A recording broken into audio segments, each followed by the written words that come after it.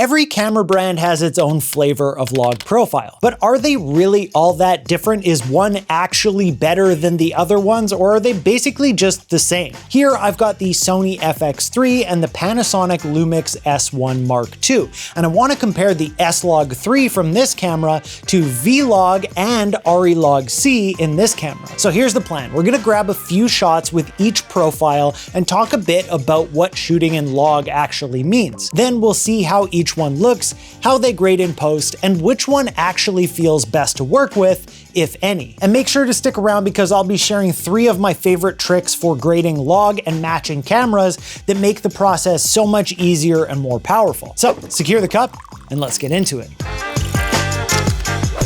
Now, just in case you don't already know, here's a quick, super oversimplified primer on what log is. So when you're shooting video, most cameras record with a baked-in color and contrast. So what you see on the screen is basically what you get. But the camera sensor might actually be able to capture more information than that, especially in the brightest highlights and the darkest shadows. So when you switch over to shooting log, the camera is trying to fit more dynamic range and more color information into the same container. And to do that, it kind of squishes the image data. So that's why it looks flat and gray straight out of camera when you're shooting in log. So the potential downside of that is that it adds an extra step to the process, where you have to convert the footage from that log format into a regular viewing format, something like Rec 709. But the upside to shooting in log is that it gives you way more flexibility when you're color grading. You can get more nitpicky about how you want your image to look,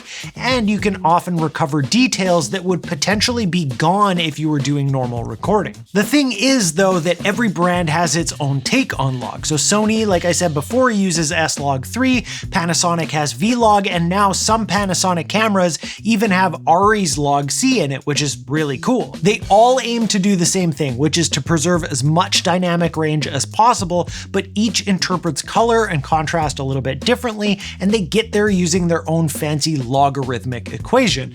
Logarithmic, you get it? So that's what we're here to test out. To keep things as fair as possible, I'll be using the new DZO Vespid Prime 2 lenses that they just sent over to me. They're PL mount lenses, and I've got adapters for both Sony E mount and Lumix L mount, so I can get the exact same lens on both cameras for every scene. For the tests themselves, I'm planning a few different situations to see how the log profiles behave. We'll start with a high dynamic range scene, something with really bright highlights and really deep shadows, to see if there are differences in how each of the log profiles handle contrast and the highlight roll off. And then we've got a skin tone and color test. One of the most important things for video creators is how it handles colors. Next, we'll do a texture test. We'll find out if any of them handle fine detail or perceive sharpness differently once they're graded back into normal contrast. And finally, a controlled studio scene where everything is nice and consistent,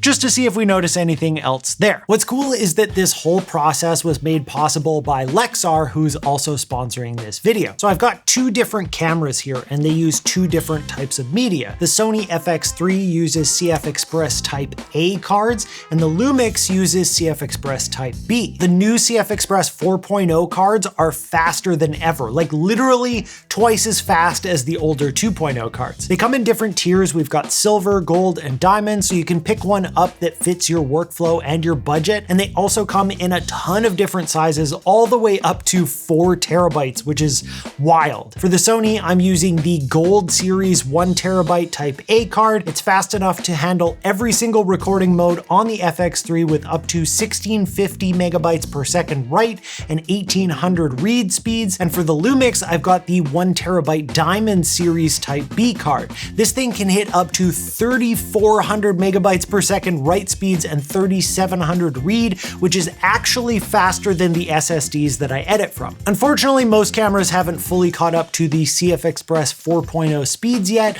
not that they really need to, but when it comes time to connect to my computer and offload footage, these are insanely fast, which is so nice. I've been using Lexar cards for a while now. They've been super reliable, they're durable, and honestly just solid to work with. If you want to check them out, I'll drop a link down in the description. Huge thanks to Lexar for sponsoring this video. Okay, so we've got all of our different test shots here, so we can take a look at them and see what the differences are. Just so that it said, I tried to shoot everything with the settings exactly the same on both cameras and in all log profiles, the same white balance, the same ISO settings, everything that I could make the same is the same. So we're looking as much as possible at just the different personality of these log profiles. So looking at it actually in log to start with, we can kind of get an idea of what those profiles are doing. So right now we're looking at the S-Log3 and they're all labeled underneath the clip that's highlighted here. So we can see kind of where the highlights go up to and where the shadows go down to there. And if we click over to V-Log, it comes up a little bit. So it's a little bit brighter, specifically in the shadows, it gets lifted up a little bit. And then if we go to ARRI Log C, it's being brought back down in those shadows again, whereas the highlights are basically in the same spot. So you can see that highlight area there. All of them are handling those highlights really well. None of them are clipping. We're getting lots of detail in both the shadows and highlights. Now, when we use a color space transform to convert to Rec. 709, so we're still looking good. The highlights are still within our range. And funny enough, ARRI Log C3 actually looks a little bit brighter on the output. Now, at first I would have thought maybe this is a slight difference in just the exposure, the sunlight changed or something like that, but I actually did see this in other clips as well. The Sony is the darkest of the three of them, the V-Log is in the middle, and then the ARRI Log C3 is the brightest. And if we were to try and even out the exposures a little bit here, now things are looking pretty darn even, and we're starting to see the color differences, which is what we're going to talk about next. The next scene that I did was this color card scene. And if we look at the vector scope, okay, so we can see where our skin tone is here, and it's on the left side, so we're a little bit yellow and pretty far to the orange side on the Sony. If I go over to the V-Log, things start to tilt a little bit to the right, so you can see a lot more of this kind of magenta than we had on the Sony. And then if I go over to the ARRI Log C, look at this pop of red up here that we didn't see on the other two. And this becomes extra evident once we go over to the isolated color card here. This is the Sony that we're looking at, and we can see that we're leaned a little bit over to the warm side. And this is something that we'll see throughout all the clips, is that the Sony tended to lean warm, almost like I needed to change the white balance, even though again, they were all at the same white balance. We're using the same lens and everything, but it tended to kind of lean warm on me. If we go to the V-Log, you'll see now we're getting a lot more of the blue. It's a little bit more even looking. We're also getting a little bit more red, a little bit more of the blue, more of the cyan, whereas on the Sony, we were losing some of those colors. And then if we go to the ARRI Log C3, watch the red here. This is a big one. See how far the red popped out? We got a little bit of the orange and the red kind of separating each other here. And this becomes really evident when we look at it just in the log format. So this is the log version of the Sony footage. Watch the red, okay? So we've got Sony red, we've got V-Log red, and then we've got our ARRI Log C3 red, and see how popped it is? And if we look at the card here going between our S-Log3 red and our ARRI Log C3 red, the red is just way more pronounced. And going on to our flower shots here, you can see it as well. So if we're looking at the S-Log3 version, watch these red flowers here. So if I go over to V-Log and then I go to ARRI Log C3, look at how much more red they got, and look at how much more intense our vector scope got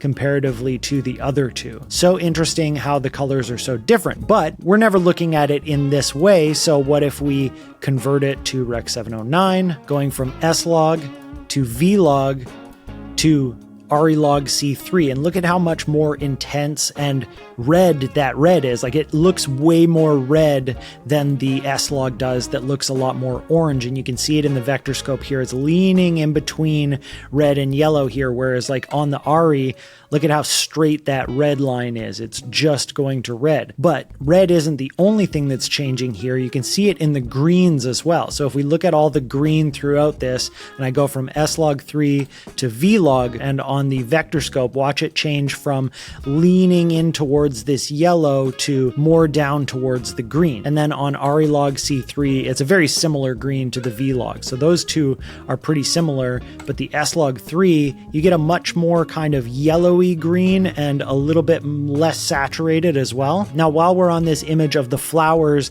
I will say that I was looking for any kind of detail changes, and really, I don't think we're seeing anything. You might be able to see something between the S-Log and the other two, mostly because the S-Log is coming from a camera that's only 12 megapixels, whereas the V-Log and ARRI Log C are coming from a camera that has a lot more resolution to it. This is where I really started to see the differences, was in this studio control test. That S-Log3 and the FX3 itself was really leaning over into the warm side of things. From S-Log3 to V-Log, the gray card looks gray in the V-Log, whereas the gray card looks almost orange in the S-Log3 footage. So it really does feel like the white balance is just slightly shifted for the S-Log or for the FX3 maybe, whereas the V-Log looks more neutral, and then the ARRI Log C3 I actually think looks the most neutral, and specifically in my skin tones, I found that the skin tones look the best on ARRI Log C3. There's some of those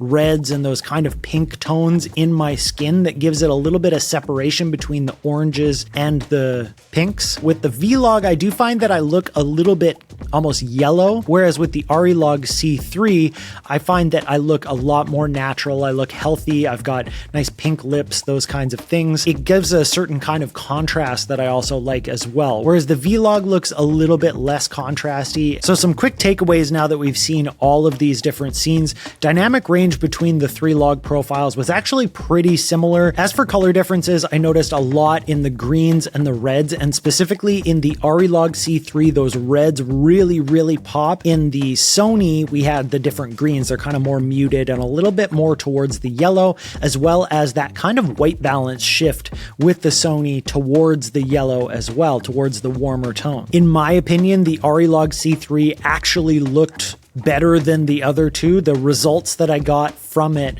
were the best, and it was the easiest to get there as well. All of these are great and they're definitely usable, but there definitely will be a little bit more work for me to get the S-Log or the V-Log to where I want them to be as compared to that ARRI Log C3. The thing that surprised me there is that the ARRI Log C3 and the V-Log came from the same camera, so it's the same sensor, same color science, all of that kind of stuff, and the log profile actually did make a difference.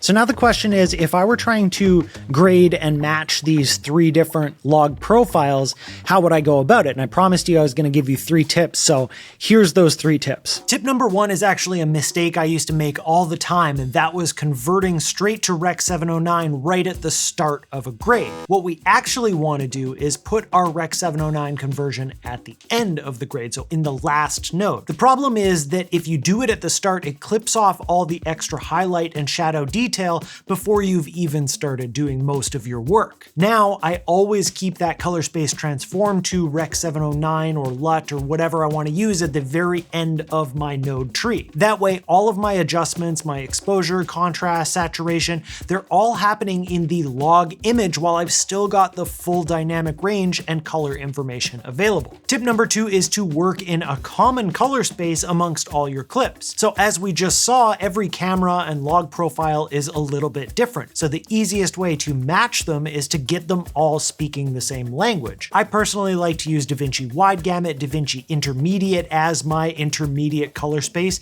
because it's huge, it holds way more color data than any of the other log profiles. So at the start of my node graph, I'll add a color space transform that goes from whatever log format I shot in, so whether that's S-Log3, V-Log, or ARRI Log C3, and then I'll move that into DaVinci Wide Gamut. I do all of my grading in that space, and then at the very end, again, I transform everything down to Rec 709. It keeps the process of grading more consistent between cameras, and it makes the whole matching process way simpler as well. Tip number 3 is to use a plugin that I like to use called Cinematch, and it's kind of a bonus shortcut. So instead of just converting the log profile, I use Cinematch, and it actually takes into account the specific camera's sensor characteristics, so it can match color science more accurately. So you just choose your camera and your profile in the plugin. So for example, I would choose FX3 and S-Log3, and then choose an output like Panasonic S12,